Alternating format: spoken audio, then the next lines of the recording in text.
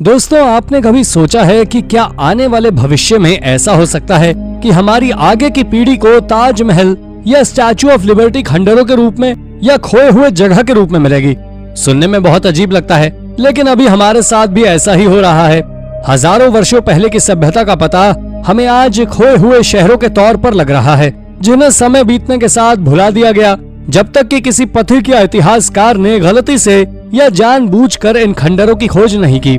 इन्हीं लोगों की बदौलत हमें दुनिया की इन छुपी हुई खूबसूरत जगहों के बारे में पता चला। तो चलिए, क्योंकि हमारे इस वीडियो में ऐसी ही कुछ आर्कियोलॉजिकल प्लेसेस के बारे में बताते हैं जो गलती से लोगों को मिली। आइए शुरू करते हैं इस वीडियो को। Number 10, tree trunk coffin. दोस्तों, इंग्लैंड में जुलाई 2019 में टेटनी नामक जगह पर एक गोल्फ कोर्स में एक तालाब के जीर्णोद्धार का काम कर रहे कुछ मजदूरों को 4000 साल पुराना लकड़ी का एक ताबूत मिला।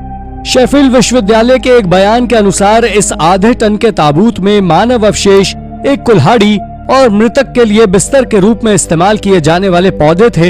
इसे एक ओक के पेड़ से बनाया गया था और एक बजरी टीले के नीचे दफनाया गया था। आमतौर पर यह प्रथा कांस्य युग समाज के कुलीन सदस्यों के लिए आरक्षित थी। इस खोज का एक प्रमुख आकर्षण कुल्हाड़ी थी, जिसमें पूरी तरह से संरक्षित लकड़ी का हैंडल और एक पत्थर का सिर है। साथ ही ताबूत भी अपने आप में अविश्वसनीय रूप से दुर्लभ है। ऐतिहासिक इंग्लैंड के शेफील्ड स्थित पुरातत्वविद टिम एलन कहते हैं कि टेटनी में दफन किया गया आदमी हमारे लिए एक बहुत ही अलग दुनिया में रहता था। फिलहाल ये कॉफिन और कांस्य युग के अवशेष व्यापक संरक्षण कार्य से गुजरने के बाद लिंकन में संग्रहालय में प्रदर्शित होने के लिए तैयार हैं। हेलो दोस्तों, क्या आपको लूडो खेलना पसंद है? क्या आप अपने लूडो गेमिंग स्किल से जीतना चाहते हैं 10 करोड़ तक के रुपए? आज मैं प्लेयर स्पॉट ऐप के बारे में बताता हूं, जहां आप अपने बचपन में खेले हुए गेम्स खेलकर जीत सकते हो करोड़ों में। तो अब नीचे दिए हुए लिंक से डाउनलोड करो प्लेयर स्पॉट और मुझे चैलेंज करो। अब मैं बताता हूं कैसे लूडो खेल के आप जीत सकते हैं। स्टेप 1, मेरे डाउनलोड लिंक पे क्लिक कीजिए। स्टेप 2, डाउनलोड करके ज्वाइन करें लूडो गेम और अब अपने दोस्तों को चैलेंज करके यूज करो हमारा लाइव चैट एक्सपीरियंस। आप उन्हें अपने प्राइवेट लूडो गेम चैलेंजेस में इनवाइट भी कर सकते हैं। अब आप पूछेंगे प्लेयर स्पॉट ही क्यों? क्योंकि player Spot app 100% secure and made in India app है। 7 मिलियन से ज्यादा यूजर्स इस ऐप पे रोज खेलते हैं। और बस लूडो ही नहीं, यहाँ games like snakes and ladders, chess, housie, quiz, sheep fight, carrom, fantasy sports भी है। अब एक और शगुन, यूज करो मेरा रेफरल कोड PLAYS200 और एंजॉय करो 200 रुपए का sign up bonus. So download कीजिए प्लेयर स्पॉट ऐप, लिंक दिया गया है डिस्क्रिप्शन में। Number 9, Aristotle's tomb. मैसेडोनिया में हाल की खुदाई के दौरान पुरातत्वविदों को एक रहस्यमय मकबरा मिला जो मशहूर फिलोसोफर अरस्तु के होने का दावा किया जा रहा है। अरस्तु 384 ईसा पूर्व में पैदा हुए थे और एथेंस में प्लेटो के शिष्य थे और पश्चिमी दर्शन के उद्भव में एक महत्वपूर्ण व्यक्ति बने। ये मकबरा स्टैगिरा के प्राचीन गांव में खोजी गई संरचना में से एक था। यहाँ अरस्तु का जन्म हुआ था। यह क्षेत्र हजारों साल पहले प्राचीन ग्रीस का हिस्सा हुआ करता था, मतलब आज से लगभग 2400 साल पहले। पुरातत्वविद कॉन्स्टेंटिनोस सिस्मोनिडीज के अनुसार ये संरचना 322 ईसा पूर्व में अरस्तु की मृत्यु के बाद उनके सम्मान में एक स्मारक के रूप में बनाई गई थी। हालांकि ये मकबरा किसका था, इसका प्रमाण परिस्थिति जन्य है। वैसे इसके निर्माण का समय और संरचना हेलेनिस्टिक काल की शुरुआत में होने का अनुमान है, जो 323 ईसा पूर्व में अरस्तु के सबसे प्रसिद्ध छात्र सिकंदर महान की मृत्यु के बाद शुरू हुआ था। मैसेडोन के राजा फिलिप द्वितीय ने उन्हें अपने बेटे सिकंदर के शिक्षक के रूप में नियुक्त किया। Number 8, the Althorp estate. ये जगह इंग्लैंड के सबसे महत्वपूर्ण जगहों में से एक है, क्योंकि ये प्रिंसेस डायना के बचपन का पैतृक घर है। 1508 में राजकुमारी डायना के पूर्वज जॉन स्पेंसर ने इसे खरीदा था। आर्कियोलॉजिस्ट के अनुसार 14वीं शताब्दी के समय यहाँ एक गांव हुआ करता था। यहाँ निएंडरथैल्स भी रहा करते थे, जिनकी मृत्यु आज से लगभग 40,000 से 44,000 साल पहले हो गई थी।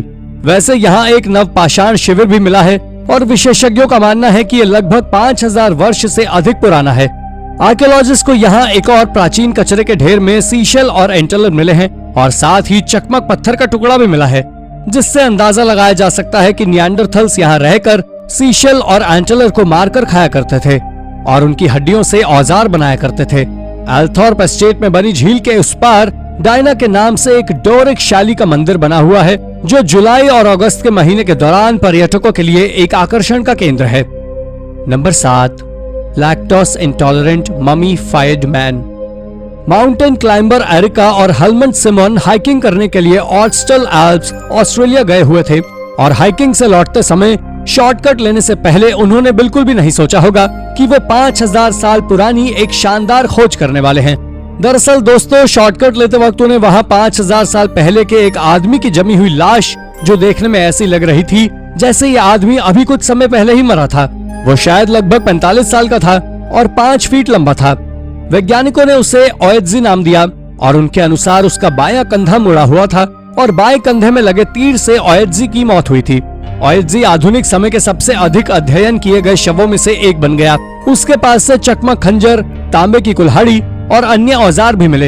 एक्सपर्ट कॉनरेड स्पिंडलर को डीएनए जांच में पता लगा कि वो लैक्टोस इंटॉलरेंट था। Number 6, the Minotaur's labyrinth.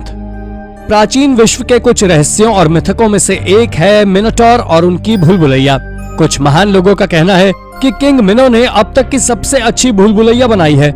मिनोटॉर एक भयानक जानवर था जो आधा आदमी और आधा बैल था। चूंकि वो एक अप्राकृतिक प्राणी था, मनुष्य और जानवर के अलावा उसके पास कोई प्राकृतिक आहार नहीं था और वो मनुष्यों को खाने लगा। वैसे दोस्तों, ये सब सुनने में एक काल्पनिक कथा लगती है और किसी को भी यकीन नहीं था कि ग्रीक के आइलैंड पर ऐसी कोई जगह होगी।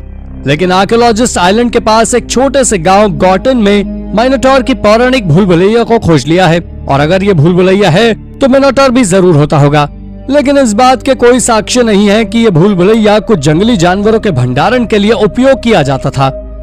Number 5, the pre colonial Mexican book. Oxford विश्वविद्यालयों के शोधकर्ताओं ने हाल ही में एक हाईली एडवांस्ड इमेजिंग टेक्नोलॉजी पर एक्सपेरिमेंट किया है जिसको अमेरिका के उपनिवेशीकरण से पहले एक दुर्लभ मैक्सिकन कोडेक्स डेटिंग के लिए विवरण को उजागर करने के लिए उपयोग किया गया है। ये कोडेक्स या पुस्तक लगभग 500 वर्षों से पांडुलिपि के पीछे प्लास्टर और चाक की एक परत के नीचे छुपाया गया है। इसको कोडेक्स सेल्डन के रूप में जाना जाता है, जिसे हम साधारण आंखों से नहीं देख सकते। ये बिल्कुल अदृश्य इंक के जैसा है और इसे बोडलियन पुस्तकालयों में रखा गया है। कोडेक्स सेल्डन, जिसे कोडेक्स एन्यूट के नाम से भी जाना जाता है, लगभग 1560 के हैं और 20 से भी कम ज्ञात मैक्सिकन कोडों में से एक है जो पूर्व औपनिवेशिक और प्रारंभिक औपनिवेशिक मैक्सिको से बचे हैं। उनमें से ये मिक्सटेक क्षेत्र से केवल 5 जीवित पांडुलिपियों में से एक है जो मैक्सिको का ओक्साका क्षेत्र है। साइंटिस्ट को अभी तक इनका एग्जैक्ट मतलब समझ नहीं आया है। Number 4, gladiator ग्लेव। एफिसियस का पुराना शहर, जिसे अब तुर्की के नाम से जाना जाता है, एक समय में एंशिएंट वर्ल्ड का केंद्र हुआ करता था, जो एशिया के रोमन प्रोविंस की राजधानी भी हुआ करता था। ये महाकाव्य ग्लैडिएटोरियल गेम्स के लिए प्रसिद्ध था। पुरातत्वविदों ने पूरे प्राचीन शहर में संगमरमर की दीवारों पर भित्ति चित्र पाए हैं जो मैदान में लड़ने वाले ग्लैडिएटर्स, मौत के खेल और रथ दौड़ को दर्शाते हैं।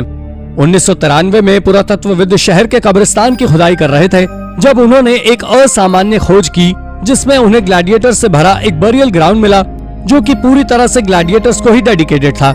हालांकि पहले भी रोम में इस तरह से ग्लैडिएटर के रिमेन्स मिल चुके हैं, पर कभी भी पूरी तरह से ग्लैडिएटर्स को समर्पित किसी बरियल ग्राउंड की खोज नहीं हुई थी, जिस वजह से हर कोई इसके बारे में जानना चाहता है। Number 3, the lost golden city. Archaeologist ने इजिप्ट में 3400 साल पुरानी खोई हुई गोल्डन सिटी को ढूंढ निकाला है। ये साइट 18वीं सदी के राजवंश फिरौन अम्नहटेप के युग की है, जिन्होंने लगभग 1386 और 1353 ईसा पूर्व के बीच शासन किया था। माना जाता है कि अम्नहटेप III के अंतिम वर्षों में उन्होंने अपने बेटे अखनातेन के साथ कुछ समय के लिए शासन किया था। अखनातेन ने अपने पिता का नाम, अपना धर्म और अपनी राजधानी छोड़ दी थी और फिर अल्पकालिक शहर का निर्माण किया, जहां उन्होंने अपनी पत्नी नेफरटिटी के साथ शासन किया। लेकिन अपने 17 साल के शासनकाल के दौरान उन्होंने मिस्र की संस्कृति को कायम रखा। उनकी मृत्यु के बाद उनका युवा पुत्र तूतनखामून मिस्र का शासक बना और अपने पिता की विवादास्पद विरासत से मुंह मोड़ लिया। लोग दशकों से इस सिटी को तलाशने की नाकाम कोशिश कर रहे थे और आखिरकार सितंबर 2020 में आर्कियोलॉजिस्ट डॉक्टर ज़ही ने इसे खोज लिया, जहां उन्हें मिट्टी के ईंट और अवशेष से भरे अनछुए कमरे मिले, जिनके बारे में रिसर्च अभी जारी है। नंबर 2, अ सोलर बोल। जर्मन आर्कियोलॉजिस्ट ने हाल ही में सूर्य के रूपांकनों में सजी एक विशेष सोने की कटोरी को ऑस्ट्रिया में खोजा है, जो कि कांस्य युग की है।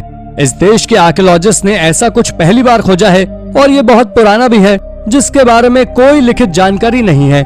इसलिए वो ये जानने में लगे हुए हैं कि इसके फंक्शन क्या हैं। ये बाउल कुछ मजदूरों को रेलवे स्टेशन के लिए कर रहे काम के दौरान मिली थी।